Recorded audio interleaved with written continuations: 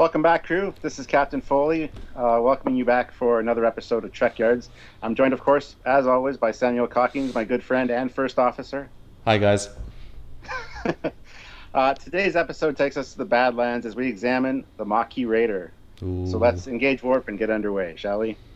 That was cheesy, Stuart. That was cheesy. I know. The audience is thinking it. I have to put it out there. Comment below. Do you like my opening intros? I liked it. It's just very cheesy. Anyway. Okay. Fair enough. Officially known as the Jude class, but nicknamed the Condor class, or of course later the Maquis Raider, this original Federation transport, although sometimes referred to as a light freighter, was commissioned in the 2330s, so about 40 years prior to the beginning of Voyager, and this later became the primary attack ship for the Maquis Rebellion. Yeah, and it was 68 meters long, 74 meters width, and height 20.6. So it was about 3 times the size of a runabout, which is our standard unit of measurement. The warp engines consisted of a micro Cochrane warp reactor. That sounds cool. Really, yeah. The impulse engines were twin fighter micro engines. Had a cruising speed of warp 5 and a flanking speed of around warp 6. But refitted versions had a max speed of warp 9 for a short period of time. So in terms of weapons, they got Type 8 phaser arrays. They got 2 heavy wing-mounted phasers, which are quite distinctive. You got 4 photon torpedo launchers, including a twin tube aft torpedo launcher. But has also been known at different times to be equipped with disruptors and Pertheron being weapons, so it's very customizable and reasonably well armed for the size. Its defensive systems include modular deflective shields and ablative hull armor. It's got 2 decks. Standard crew is 10, although you can fit about 34 people max.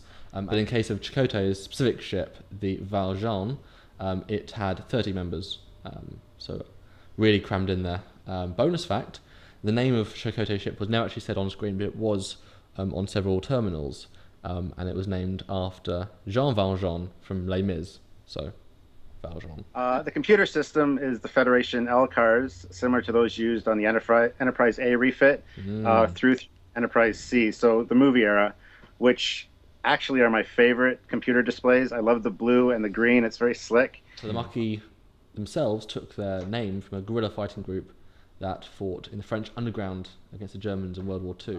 The ship has a runabout-sized bridge with 4 stations and larger crew facilities in the aft sections and the lower deck. And part of the sort of joke behind it's about a runabout size is that they just took the runabout set and redressed it because money. So these ships were used extensively in the first Federation Cardassian War way back when, and they were very modular, which was part of why they were used so much. They were easy to rebuild, repair, and modify for the situation. And they were, after the war ended, they were used mostly for courier roles, or as part of the reserve fleet, or even scrapped. But luckily, a few were saved before they went to the Maquis and were given out to planets when they needed such transports. These raiders were once modified by the Maquis, operated much like a large fighter, and performed very similar to the Klingon bird of prey when flown by a talented pilot. This made them the perfect choice for the Maquis uprising against the Cardassian occupation. Because of the size of the ship, it was perfect for atmospheric flight and could even land, and quite cool. It could go at max of Mach 8 in atmosphere, and while it might sound cool, if you think about it, our current fastest plane can today go Mach 3.2, so it's a lot faster. Yeah, and that would be the SR-71 Blackbird, the high-altitude surveillance craft from the U.S., so that's pretty cool, actually, that it can go Mach 8. That's a ridiculous amount of speed. And you said that's 8 times the speed of sound? Yes. Yeah, each Mach number is the speed of, Mach 1 is the speed of sound, and Mach 2 is 2 times faster than the speed of sound. So we go up to Mach 8, that's very fast. And due to their modular design, they were configured for easy repairs, and they were extremely easy to upgrade and customize. And each Maquis sect would do it whatever suited their needs at the time or their personal preferences. And you would rarely find 2 identical raiders, as each captain would tinker with their own ship and make it personalized. Yeah. So while it's not necessarily about the Maquis Raider, it's all in the same vein. There was a ship called a Peregrine Fighter, or just a Starfleet fighter, and that was used in Deep Space Nine in the Dominion Wars. A lot. It was the primary fighter ship. What's kind of confusing is that is a Starfleet design, and it looks very, very similar to the Maquis Raider and the Maquis Fighter. And while researching this, I was confused and I think a lot of people are confused, do they use the same ship? But when you go back and look in TNG, they actually used, the Maquis used the Peregrine as well, which is kind of confusing. Yeah, like you said, like when we went into this episode, I knew about the Peregrine Fighter, but I was under the impression it looked exactly the same as the Raider. Yeah, I did too. Just from my memory. Yeah. And I think it's because you get it confused because the Maquis use it and also the Raider. I don't know. I was just confused. And then when I actually did was getting some photos for this episode, I realized that they are quite different. Yeah, probably because they were designed by the same company. Because the Raider isn't a Starfleet design; it's a Federation design. So it's probably outsourced to a specific company that made transports. So maybe it's just the same company that does the design. If you think about it, DS9 is obviously quite a few years after the Maquis started, so they had a number of years to see that these terrorists were using these ships totally against how they originally designed, or meant to be designed. So maybe we can use these same core bits and put them into a fighter. So maybe that was their inspiration. So it's like sort of new ideas, but using proven techniques. The Jide or Condor class had 2 decks. The cockpit consisted of 4 stations and 2 substations. Deck 2 comprised the crew facilities, mess hall, small sick bay, a cargo hold with transporters, and a cargo deployment ramp with the ability to be configured for different mission types. An interesting thing about sort of the end of the Maquis storyline was that they actually acquired 30 Class 4 cloaking devices and managed to retrofit a lot of their Maquis Raiders with cloaking devices, which obviously they're a hit-and-run guerrilla task force. So imagine equip that army or that fleet with cloaking devices. And although they got the cloaking devices from the Orion Syndicate, which is a sort of black market style group, we believe that the Klingons actually supplied those cloaking devices because, as we all know, the Klingons and Cardassians are not good friends, and the Klingons probably wanted to support a way just to give the Cardassians a bloody nose, so they put those cloaking devices out there. Yeah, and the only problem is I think it came a little too late, because pretty much soon after that happened, the Dominion just annihilated the Maquis. So those pesky Dominion. So when it was originally designed, they still used studio models because it was for TNG, and it was a teensy-weensy fighter model, and it was used in several episodes as a Maquis fighter, a 2-person attack craft. And then when Voyager came around, they said, actually, we love this design. Jim Martin, the designer, said, we like this aesthetic, we've sort of set this tone with the Maquis, let's use it, but modify it and make it the Chakotay main ship.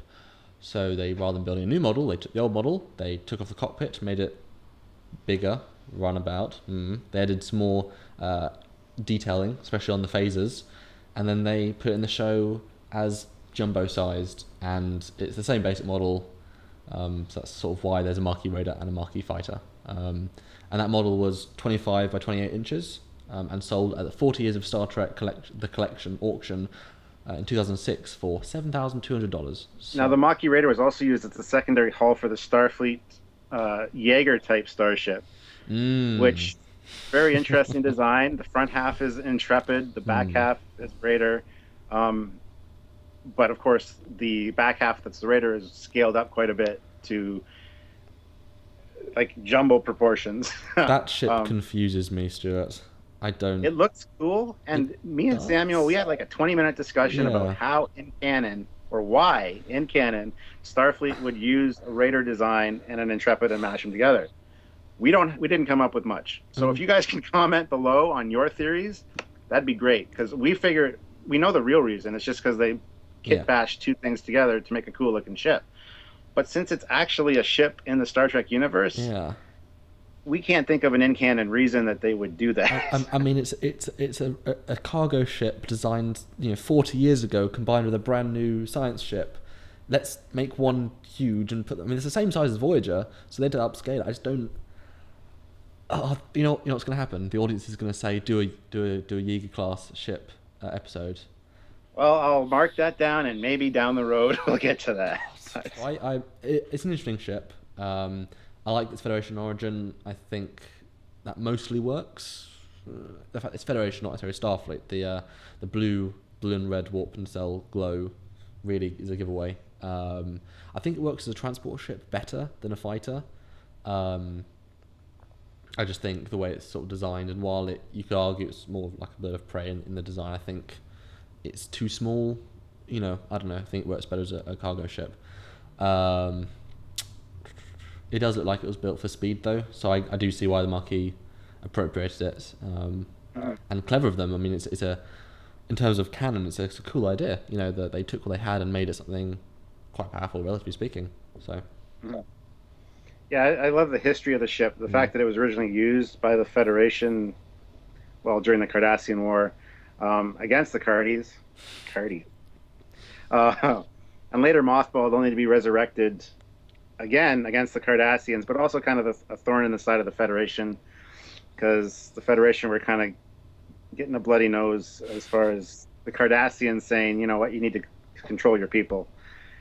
So it's kind of neat that way. And I think it's cool that the Maquis used that design because it was a modular design and it was easy to fix and easy to upgrade. So it makes sense that they use it. So it's very interesting. Yeah. I think I do like the design in general, I think overall, but something about it bugs me. I'm a bit tepid about the ship. I'm not... I think we agree on that. Yeah. This is the only ship done so far that we don't like. No, let's say I don't like it overall, but there is some... Oh, you've got one! Wait. Yeah. Got a lot of bits. Yeah, we discussed this earlier, and I think we've pinpointed why I don't like it anyway as much. Because it is a Federation design. So in your brain, it's Starfleet. It's in the same era as a Stargazer, as a almost a galaxy or an ambassador, and those ships are very sleek, streamlined.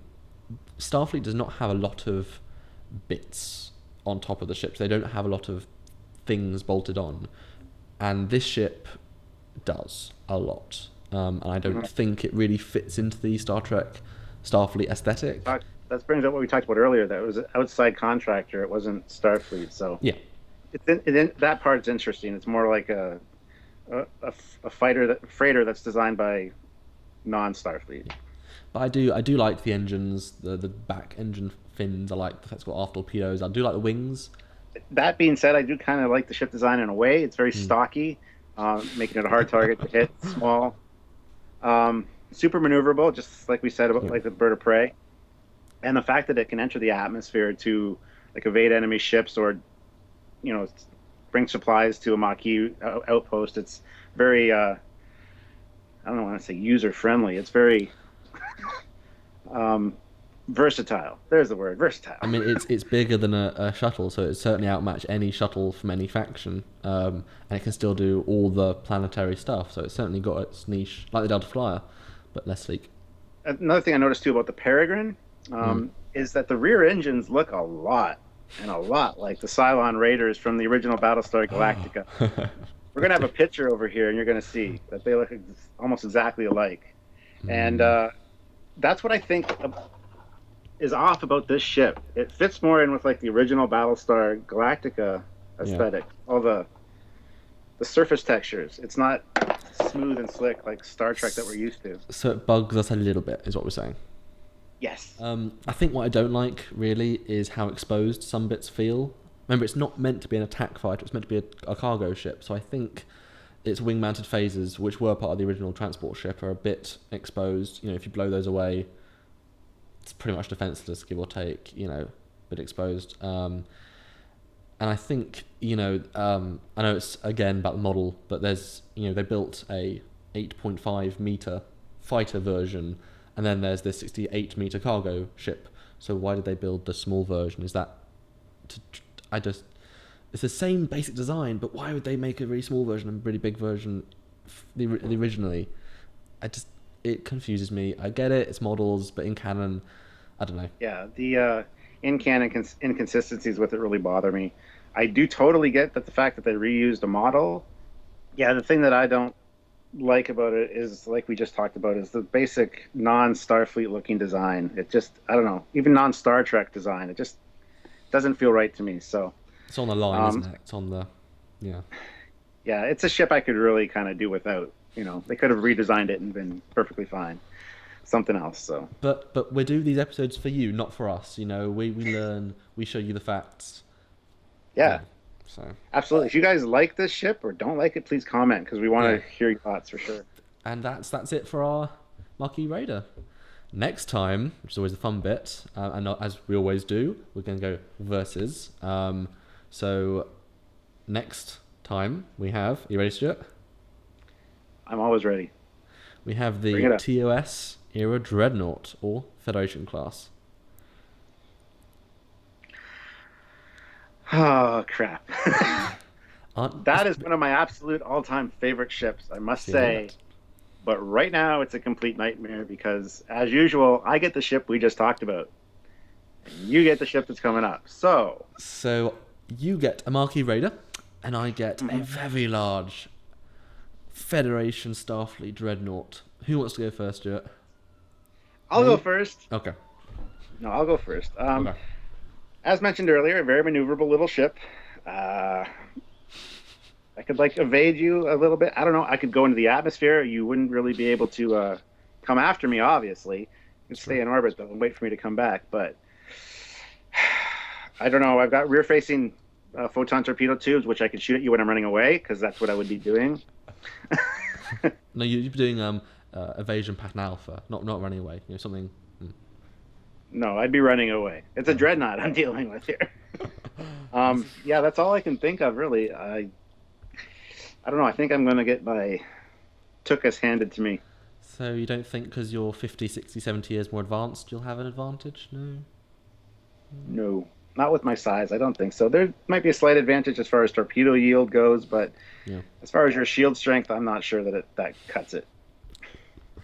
So is it even worth me doing my off? Yeah, I think I want to do this off.